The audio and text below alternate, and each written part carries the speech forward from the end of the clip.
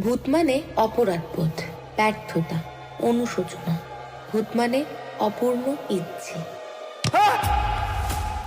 এই মেটেলটা পাওয়ার পর মনে হচ্ছে না যে প্রতিনিয়ত আপনাকে কেউ ফলো করছে, কেউ আপনার উপরে চোখ রাখছে?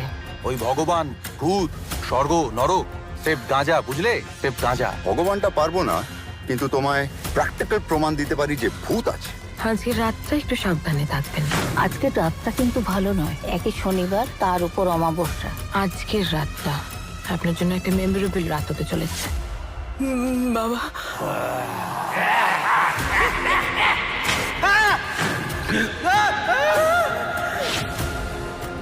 সব কটাকে আমি একদম শেষ করে দেবো বলে দিলাম। তুমি যে হও না কেন, চলে যাও।